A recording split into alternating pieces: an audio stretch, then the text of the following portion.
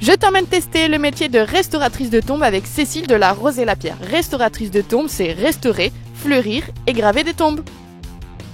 Restauratrice de tombes et gazonnière, ça n'a jamais un brin plus haut que l'autre dans son jardin. Ça part à la chasse aux mauvaises herbes dans les cimetières et ça adore tout aligner partout, tout le temps. Non, je suis pas jardinière, j'entretiens les tombes. Ouais, je suis perfectionniste, mais jusqu'à un certain niveau. Restauratrice de tombes et gazonnière, ça passe sa vie habillée en noir et dès que ça va en vacances, ça visite les cimetières. Habillée en noir, oui, la plupart du temps, parce que c'est plus confortable, c'est moins salissant. Les gens qui aiment les cimetières s'appellent les taphophiles, donc je fais partie des taphophiles. Restauratrice de tombes et gazonnière, ça aime la solitude et ça aime parler toute seule. Oui, j'aime bien être seule et concentrée quand je travaille sur des choses précises. Je me rends compte que finalement je suis rarement seule dans une journée parce que souvent je rencontre des familles, des clients, des fournisseurs ou des prestataires. Restauratrice de tombes et gazonnière, sa maison est envahie de morceaux de marbre, des tombes qu'elle restaure. Parfois des tâches à réaliser en atelier, donc je ramène les pierres pour ensuite les reposer ou les redonner aux familles.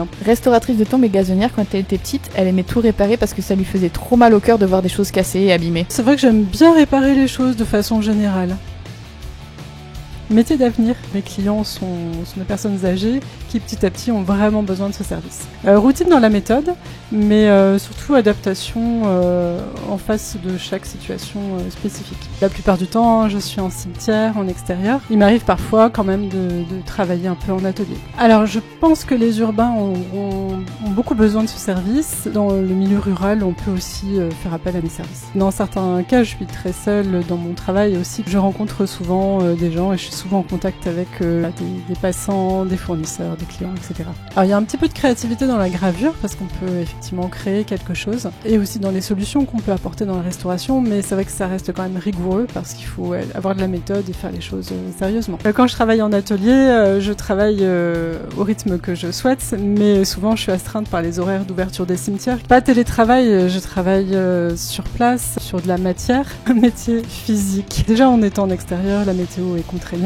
et il faut être dans des positions pas possibles et avoir la forme, porter des choses un peu lourdes. Je pense que c'est un métier que l'on peut exercer un peu n'importe où. Je travaille sur toute la région Hauts-de-France, donc je peux être amenée à pas mal de bouger et j'ai même des projets dans le sud de la France. Plutôt safe dès le moment où on met les bons équipements et on fait attention, un peu conservateur. On fait pas mal de choses assez identiques. Ce qui évolue, c'est peut-être les techniques dans la gravure notamment.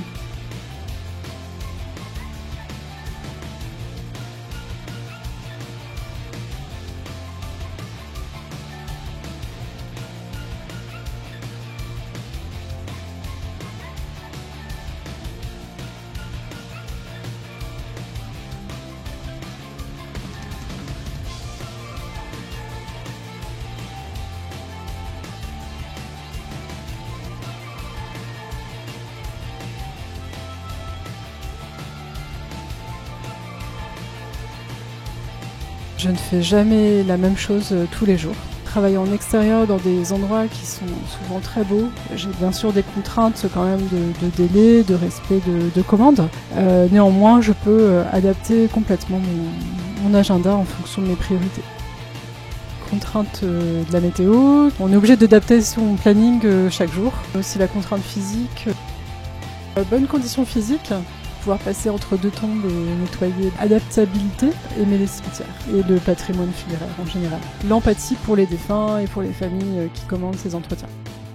Pas avoir peur de monter sur une tombe, ceux qui auront du mal à supporter le froid et le vent, ceux qui n'aiment pas les cimetières. Quel est le conseil que tu aurais aimé recevoir avant de te lancer dans le métier de restauratrice de tombes et gazonnière? Attention, c'est un métier quand même très lié à la météo. Tu ne pourras pas travailler de façon constante toute l'année.